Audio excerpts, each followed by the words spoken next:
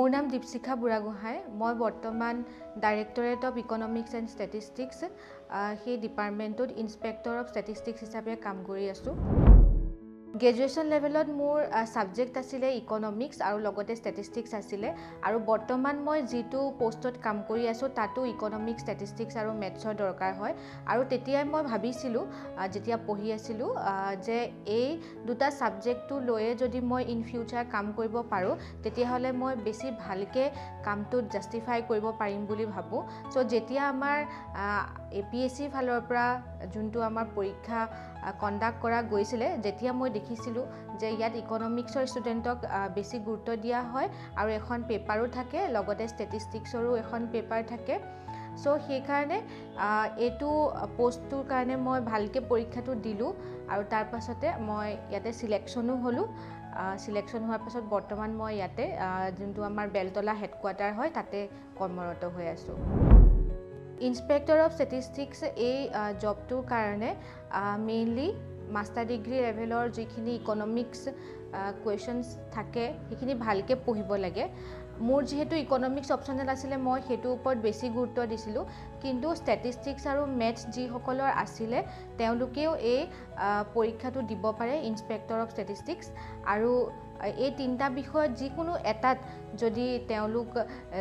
Master degree second class হ'লেও তেওঁলোকে যদি কোৱালিফাই কৰি থৈছে তেতিয়াহ'লে এই পৰীক্ষাটোৰ কাৰণে অৱতীৰ্ণ হ'ব পাৰে। আৰু লগতে ইয়াতে দুটা ষ্টেজত পৰীক্ষাটো হয়। প্ৰথম ষ্টেজত আমাৰ এখন GK পেপাৰ থাকে। সেই বিষয়ে GK পেপাৰখনৰ বিষয়েও ষ্টুডেণ্টসকলে জানিব লাগিব। আৰু লগতে এখন পেপাৰ থাকে জেনেৰেল ইংলিছ বুলি, তাত এছেসমূহ আহে আৰু প্ৰেছে ৰাইটিংসমূহ আহে। এই দুখন ক্লিয়াৰ হোৱাৰ পাছত আমাৰ কি হয়, ইণ্টাৰভিউ এটা পৰীক্ষা হয় আৰু সেই ইণ্টাৰভিউটোত কোৱালিফাই কৰিলে এই জবটো পাব পাৰি। চেলেঞ্জেছ আৰু ৰিৱাৰ্ড বুলি কওঁতে একচুৱেলি দুটা কথা আহে। যিহেতু আমাৰ জবটো ইনস্পেক্টৰ অফ ষ্টেটিষ্টিক্স এজনৰ কাম হৈছে যে আমাৰ অসমখনত যিমানবিলাক ইকনমিক এক্টিভিটিছ থাকে সেই এক্টিভিটিছবিলাকৰ ডেটাবিলাক আমাৰ ডিপাৰ্টমেণ্টত আহে। চ' সেই ডেটাবিলাক এনালাইচিছ কৰা সেইটো প্ৰথম কাম, আৰু সেই কামটো কৰিবৰ কাৰণে বিভিন্ন ধৰণৰ চেলেঞ্জ আমি ফেচ কৰিব লগা হয়। কাৰণ ডিষ্ট্ৰিক্ট লেভেলৰ পৰা ডাটাখিনি আহে আৰু সেই ডিষ্ট্ৰিক্ট লেভেলৰ পৰা ডাটাখিনি আহোঁতে কিছুমান ভুল হৈ আহিব পাৰে বা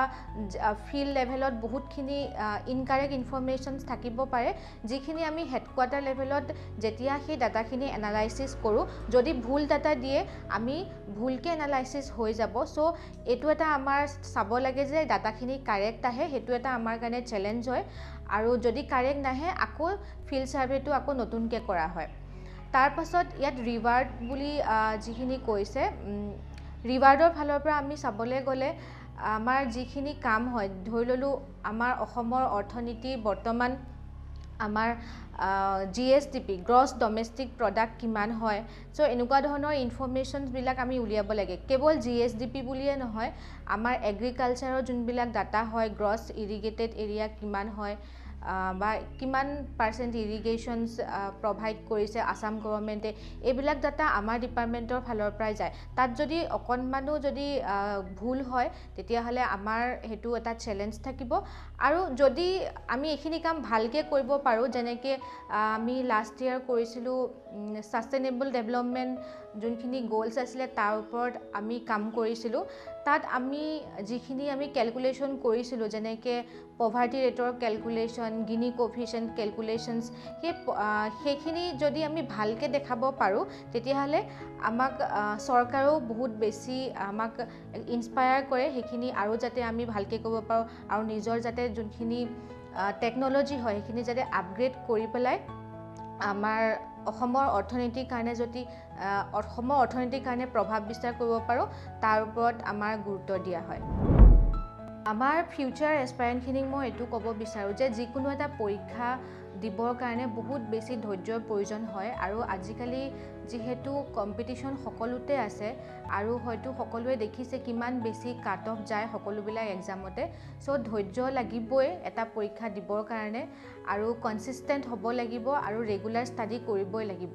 এনেকুৱা নহয় যে আজি মই এটা টপিক পঢ়িলো গুটে 7 ঘণ্টা 8 ঘণ্টা পঢ়িলো কিন্তু নেক্সট 2-3 দিন মই একো নপঢ়িলো সো তেনেকুৱা কনসিস্টেন্ট যদি নহয় সাবজেক্টৰ প্ৰতি বা যেটো পৰীক্ষা দিছে সেই পৰীক্ষাটোৰ প্ৰতি তেতিয়া হলে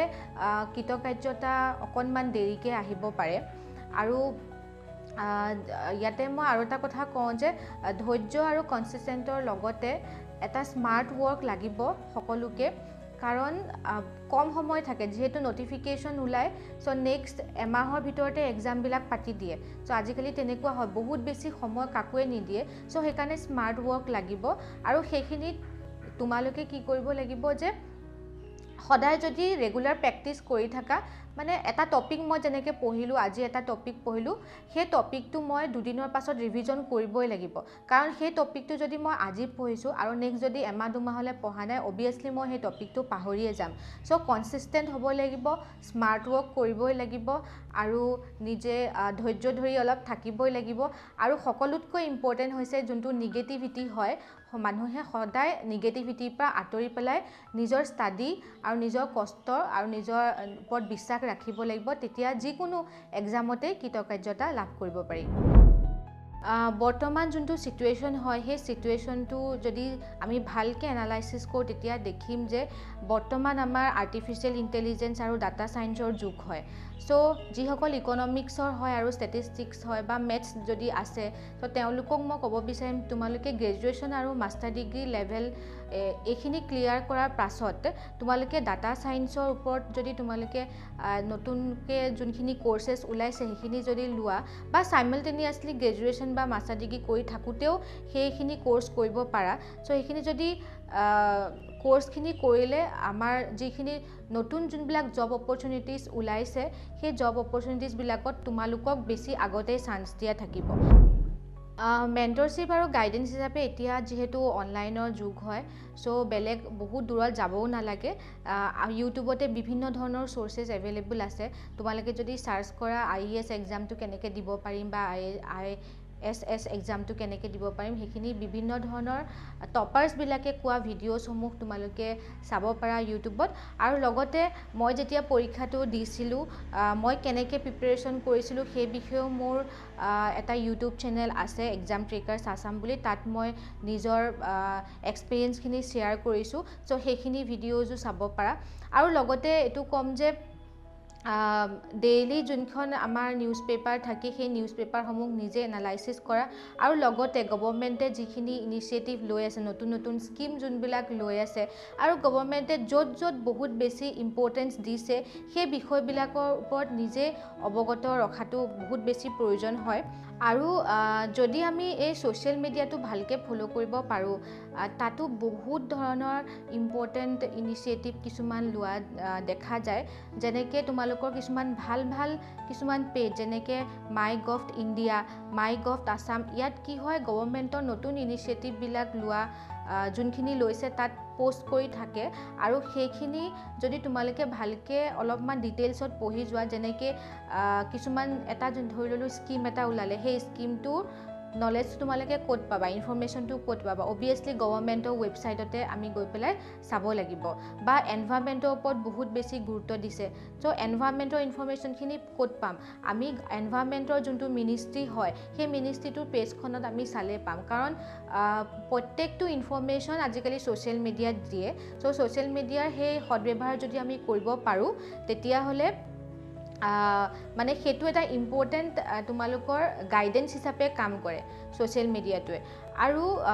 যদি আৰু টপাৰ্স বিলাকৰ তোমালোকে ভিডিঅ' চোৱা টপাৰ্স বিলাকৰ ভিডিঅ'বিলাক দেখিবা যে তাত ধুনীয়াকৈ মেনশন কৰা আছে যে এই এক্সামটোৰ কাৰণে